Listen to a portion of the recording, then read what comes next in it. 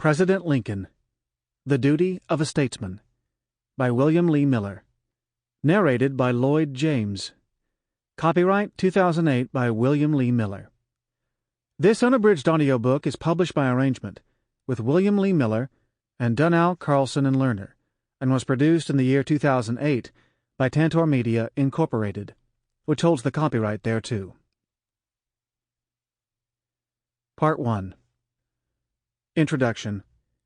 Honest Abe, Among the Rulers. At noon on March 4, 1861, the moral situation of Abraham Lincoln of Illinois was abruptly transformed. That morning, arising in the Willard Hotel at 14th Street and Pennsylvania Avenue in downtown Washington, he had been a private citizen, making choices of right and wrong, better and worse, good and evil, as human beings do, in his own right, for himself, by his own lights, as an individual moral agent. That afternoon, standing on the steps of the east portico of the Capitol, before 30,000 of his fellow citizens, he became an oath-bound head of state. Although he had, in the previous 2 years, rather rapidly ascended from provincial obscurity to a certain national notice, and although he had in the morning the petulant importance of a president-elect, he was, as yet, so far as the law was concerned, one citizen alongside other citizens. At noon on that day he was transformed by the constitutional alchemy into something else: the executive of the federal government of the United States, the position that the framers in Philadelphia 74 years before had decided to call by the word president. There immediately settled upon his elongated frame an awesome new battery of powers and an immense new layer of responsibility, obligating, constraining, and empowering him. In that moment he was lifted to a dizzying new eminence. Before many days had passed, the sometime backwoods rail-splitter would find himself sending greetings to his great and good friend, Her Majesty Doña Isabel II, Queen of Spain, and to his great and good friend, Her Majesty Victoria, Queen of the United Kingdom of England and Ireland, and to his great and good friend, His Royal Majesty Francis Joseph I, Emperor of Austria, none of whom, of course, he had ever met. Perhaps you had not thought of Abraham Lincoln of Little Pigeon Creek, Indiana, addressing as his great and good friend His Imperial Majesty Napoleon III, Emperor of the French, or His Majesty Alexander II, Emperor and Autocrat of all the Russias, or His Majesty Leopold, King of the Belgians. But he did. In the years to come there would be many such messages. They would be drafted, to be sure, in the State Department with Secretary of State Seward's name below that of the President, and they would be composed in diplomatic formula of the utmost insincerity, compared to which U.S. senators calling each other distinguished is a beacon of truthfulness. But they would be signed by your good friend Abraham Lincoln, and sent to royal highnesses and imperial majesties, and grand dukes and princes and queens and kings, and an occasional president, and at least one tycoon, and one viceroy. The messages would express the president's alleged delight with the marriage of a royal niece, or the safe deliverance of a prince, his supposedly deep sympathy at the melancholy tidings of the decease of a late majesty or the passing of a well-beloved royal cousin, his putative best wishes that a reign might be happy and prosperous. Abraham Lincoln was now a member of this exclusive, world-wide circle. He had become, in the pompous formality of international diplomacy, the quite unlikely equal and friend of these august personages around the world because, like them, he was now a head of state. One can imagine that the great figures in high politics in Europe and around the world would find this new American leader a puzzle. He had no family heritage, no education, no languages, no exposure to the great world outside his own country, and he did not know that he should not wear black gloves to the opera. He was not accustomed to ordering people about. He did not insist on deference and did not receive much. He had never been in command of anything except a straggling company of volunteers in the state militia when he was 23, who, it is reported, when he issued his first command, told him to go to hell. His only service in national government had been one short and not impressive term as a congressman 11 years earlier. He had not been the executive of anything more than a two-man law firm. He had never in his life fired or dismissed anyone. One knew, because his party's campaign had insisted upon it, that he had once upon a time split some rails, but rail-splitting was scarcely a qualification for the role into which he entered in March 1861. He memorized and recited reams of poetry, mostly of a wistful, melancholy sort, which might make wonder about his grip on practicality. He was reported a constant teller of humorous stories, and a man in whom humor was neither incidental nor decorative, but integral, in a way that perhaps an emperor might believe should be left to the jester. Would he, on coming into ultimate responsibility, like Shakespeare's Prince Hal, turn on his own inner Falstaff and say, "I know thee not, old man"? Or would he keep on telling jokes? The characteristics that would lead his stepmother and his law partner and his friends to call him an unusually good, kind, conscientious man might have added to the world ruler's bewilderment, had they known about them. His friends had given him the sobriquet Honest Abe, which might indicate a handicap at the highest level of politics, where a certain amount of patriotic lying is usually thought to be required. Those in Illinois who knew him before he became president said he was an unusually generous human being. He was reported to have more sympathy with the suffering of his fellow creatures than was really advantageous in a ruler, not only for lost cats, mired-down hogs, birds fallen out of the nest, but also for his fellow human beings.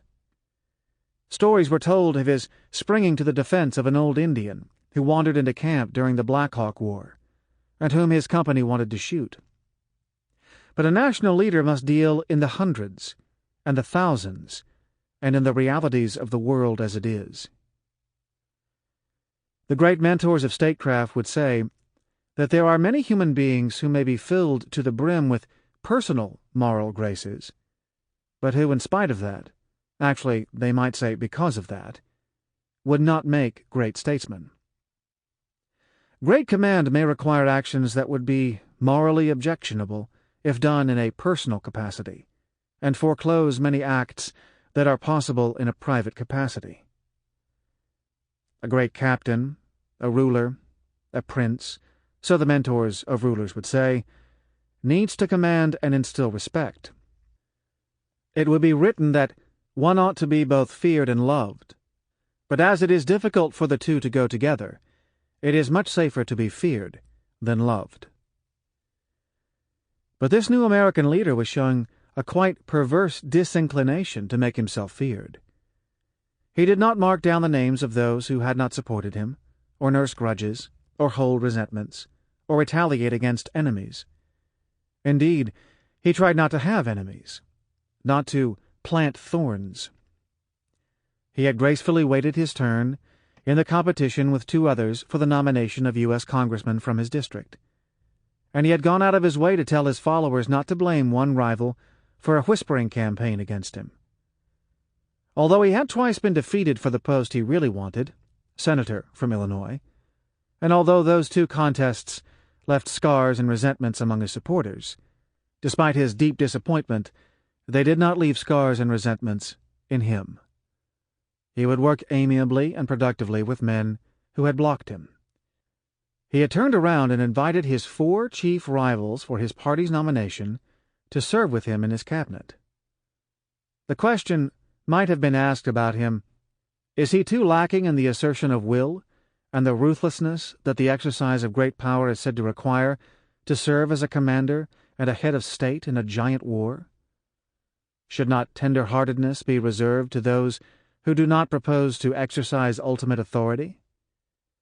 Magnanimity, in Aristotle, is a virtue of the high-souled aristocrat, a noble, condescending from his secure aboveness to exhibit his liberality. This man seemed to have presumed to exercise magnanimity without having an ounce of noble blood. A great commander is not supposed to be amiably self-deprecating, continually using the word humble to describe himself and his background, and insisting that others could do the work of commanding as well as or better than he. One was not sure that this man really believed that, but he said it more than once. He did not seem unduly pious, and rumor had it that in his youth he had produced a critical paper about religion so scandalous that his friends burned it. But one might occasionally suspect there was a hint, in his deeds and his words, of the utterly impractical parts of that religion common to most of the new great and good friends on both sides of the Atlantic, the religion that was invoked in the closing lines of those formulaic international communications with his sudden new friends. This was the religion into which those royal nieces had been brought by sacred baptism, and by which those archduchesses had entered into holy matrimony, and in which the sadly departed majesties had been buried. But surely those ceremonial exercises were all the religion one needed as a practitioner of statecraft, at the highest level, along with, of course, God's support for one's own side in any warfare. Other elements, about blessed meekness and blessed peacemaking and loving neighbors and other cheek-turning and extra-mile walking, and particularly about forgiveness and judging not that one be not judged, surely those should be confined to the monastery, or at most to private life. If his new friends or their advisers had read again the central chapters of Machiavelli's The Prince, and if they had learned more about this new American leader, they would surely have said, "This man will never do." Chapter 1. A Solemn Oath Registered in Heaven. 2 Presidents. Late in the morning of Inauguration Day in 1861, the 15th President of the United States, James Buchanan, in the last hours of his presidency, was signing bills that Congress had passed in its usual last-minute flurry, when his Secretary of War, Joseph Holt, came to him with a spectacularly ill-timed message. Major Robert Anderson, the Union Army commander at the imperiled Fort Sumter in the harbor of Charleston, South Carolina, had suddenly expressed doubts that he could retain possession of the fort. His supplies would soon be exhausted, but providing sufficient reinforcements would require no fewer than 20,000 good and well-disciplined men. Buchanan and Holt knew that no such force was available. Fort Sumter would therefore, no doubt, have to be surrendered, and that key symbol of Union resolve would be lost. The surrender, however, would now be the deed not of the Buchanan presidency, but of the next. His successor, waiting in the Willard Hotel, did not appear to have been as well prepared as President Buchanan had been for the demands of statecraft at the highest level. Buchanan had already been a member of the Pennsylvania state legislature when this new man had been a barefoot lad making his way with his sister through the Kentucky woods to a one-room schoolhouse. Buchanan had been an important member of Congress and chairman of the Judiciary Committee when young Lincoln, by his own later description, had been a strange, penniless, uneducated, friendless boy working on a raft for $10 a month.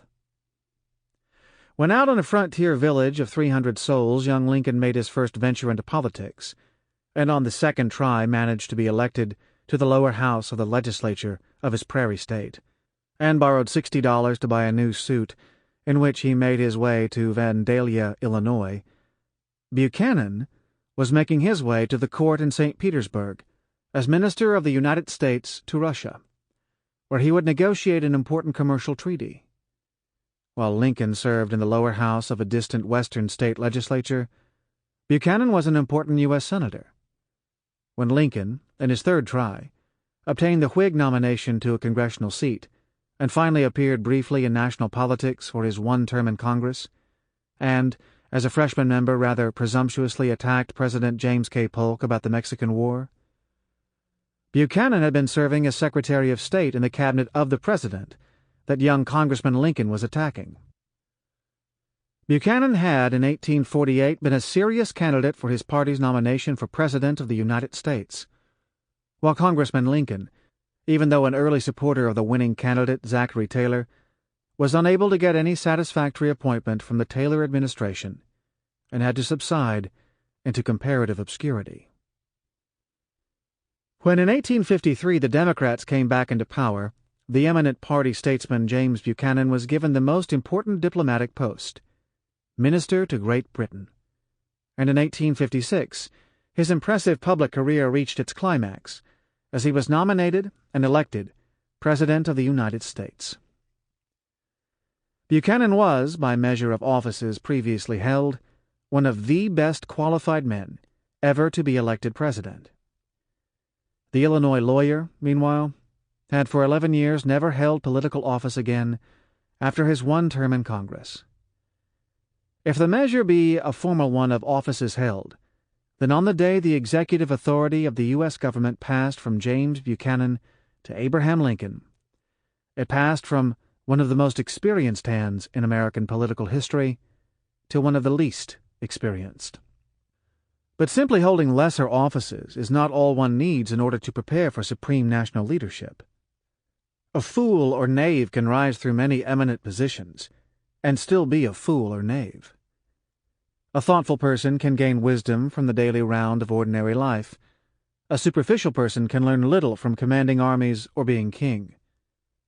It depends upon what happens in the depths of one's mind and inner being while one fills those roles, whether high or low.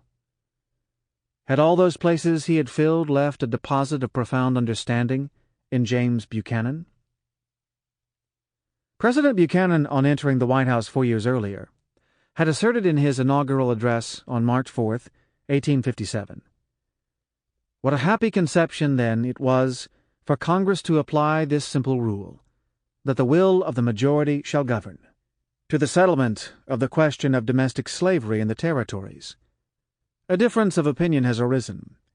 This is, happily, a matter of but little practical importance. It legitimately belongs to the Supreme Court. To their decision, in common with all good citizens, I shall cheerfully submit." Cheerful submission had not been the prevailing response to the Dred Scott decision, which held that slavery could not be prohibited in the territories, and that the black man had no rights that the white man need respect.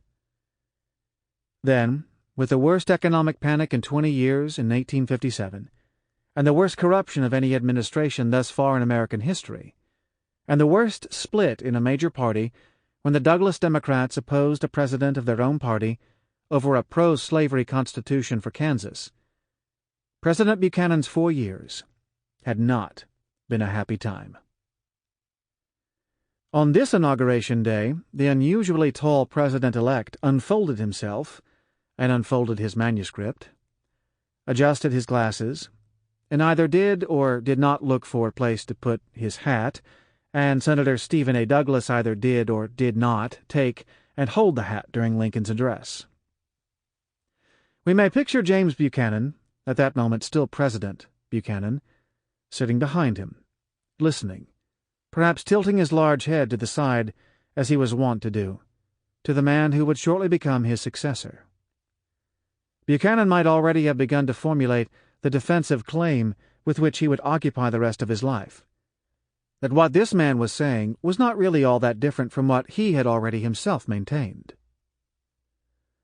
Buchanan had said these things especially in his last annual message, read to the opening of Congress on the previous December 3rd, after the Election Day victory of the Republicans in November. And then, after South Carolina had passed its ordinance of secession on December 20th, and other cotton states had followed suit, he had continued his argument in messages to Congress on January 8th and 28th.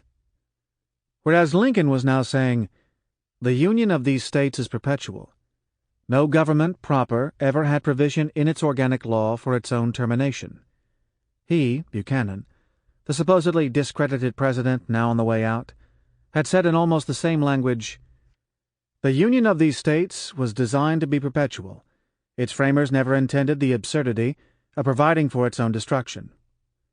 where Lincoln was now saying, "No state upon its own mere motion can lawfully get out of the Union," he, Buchanan, had already said that no state has a right upon its own act to secede from the Union. He, Buchanan, had contributed to the argument a better metaphor than any literary touch in these pages of Lincoln's address, when he had written back in December that an assertion that the federal government is a mere voluntary association to be dissolved at pleasure would make it a rope of sand.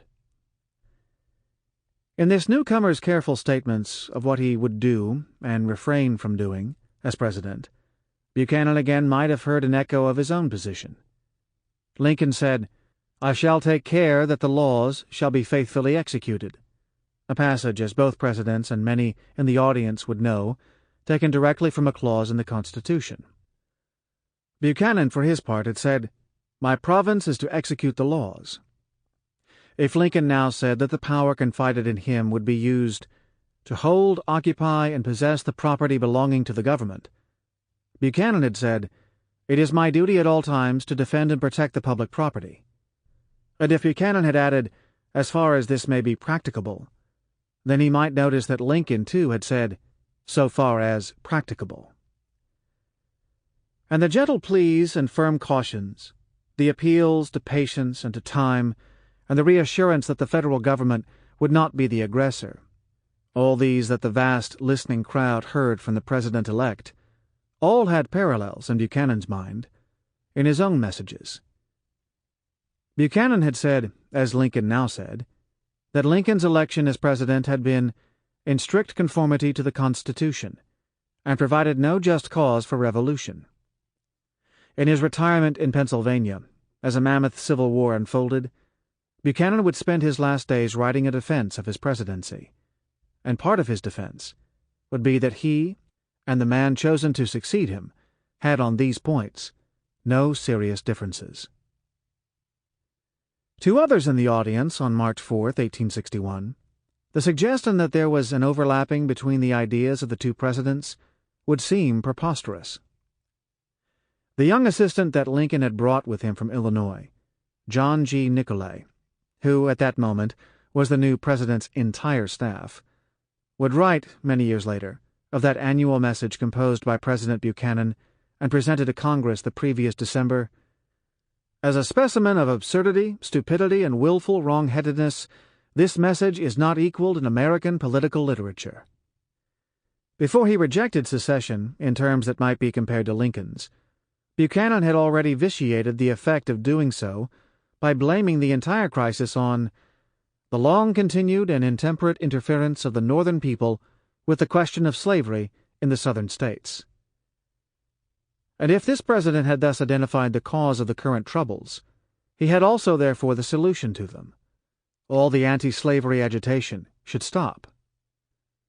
All for which the slave states have ever contended, Buchanan maintained, is to be let alone and permitted to manage their domestic institutions in their own way. The new president had never said, and would never say, anything like Buchanan's inflammatory condemnations of the anti-slavery movement. On the contrary, he had a long record of opposition to slavery. His record and his party's position were the reasons the 7 slave states had rebelled. Now that he was about to become president, he gave an inaugural address, it is true, that would be a severe disappointment to abolitionists. He was undertaking an overwhelming new obligation. He was sworn to preserve the Union. His preoccupation had to be keeping as much of the Union behind him as he could, including the 8 slave states that had not joined the rebellion, and conservative Northerners. So Lincoln in his address would start right off affirming his obligation to enforce the fugitive slave law, even reading it and insisting it would be as enforced as any other part of the Constitution. He would not only reiterate his pledge, the Republican Party's pledge, not to interfere with slavery in the slave states, he would even include a last-minute insertion, acquiescing in a proposed irrevocable amendment that prohibited that interference forever, which had just at 4 that morning passed in the Senate. Lincoln said that he had not read this proposed amendment, and he said also that he understood that it represented no change from the prevailing constitutional situation. Nevertheless, this casual half-endorsement was another shock to the anti-slavery forces. Frederick Douglass's response to the whole address would be deep disappointment. He had had hopes for Lincoln, but he wrote in his monthly magazine that Lincoln's address showed him to be no better than Buchanan. But Lincoln was decisively better than Buchanan, for all the concessions he had to make in his address. He made no analysis of the causes or the cure of the current troubles that remotely resembled that of Buchanan. He certainly did not blame the crisis on the abolitionists, and he put down an anti-slavery marker in just one sentence. One section of our country believes slavery is right and ought to be extended, while the other believes it is wrong and ought not to be extended. This is the only substantial dispute. That was Lincoln's only mention of the moral wrong of slavery in this address, but it was enough to make clear a profound difference from his predecessor, and to be a harbinger. Lincoln's endorsements of the constitutional provisions about slavery were concessions out of reluctant obligation, and the political necessity of his new position, and the perilous moment. Buchanan's, on the other hand, sprang from his own manifest conviction. The passages in Buchanan's messages that insisted, as Lincoln would, on the perpetuity of the Union and the illegitimacy of secession, making the Union a mere rope of sand, were further vitiated by the practical non-applications that followed them. Even though he said a state had no right to secede, the Union, said Buchanan, had no right to coerce a state to remain in the Union. A president could not act. He would have to refer an incipient rebellion to Congress. But then it appeared that Congress could not act either. It had no power, said President Buchanan, to make use of military might to coerce a state by force or arms to remain in the Union. William Seward gave what would become a famous witty summary of the position Buchanan had put forth. He shows conclusively that it is the duty of the President to execute the laws, unless somebody opposes him, and that no state has a right to go out of the Union, unless it wants to. Lincoln's rigorous argument against secession was certainly not undercut by any such sudden attacks of impotence. His defense of the integrity of the Union was not put forward as an abstract exercise in constitutional explication without regard to practice, but was the philosophical ground for action. Although his address was as conciliatory as his conviction allowed, and a reasoned effort at persuasion with his dissatisfied countrymen, it was nevertheless implicitly clear that, should they persist, force would be used to prevent their seceding, and that the oath-bound president would be the one to use it. Lincoln's concept of his presidential office did not begin with the modifier mere. It began instead with his sworn duty to take care that the laws be faithfully executed in the states, in all the states, as he would emphasize, and with the obligation to preserve the government to which he would swear in the oath. Where Buchanan had sought avoidance and found restriction and therefore excuse, this new president would accept responsibility and find necessity, and therefore empowerment. When, after the inaugural events, President Lincoln and Citizen Buchanan, their extremely limited association about to draw to a close, were escorted to the president's room in the Capitol, they had an exchange overheard by the young Illinoisan who was to join Nicolay on Lincoln's staff, John Hay. The courteous old gentleman took the new president aside for some parting words into the corner where I was standing, Hay would write. I waited with boyish wonder and credulity to see what momentous counsels were to come from that gray and weather-beaten head. Every word must have its value at such an instant. And so what, in this pivotal moment in American history, did John Hay hear the outgoing president tell his successor? The ex-president said, I think you will find the water of the right-hand well at the White House better than that at the left, and went on with many intimate details of the kitchen and pantry.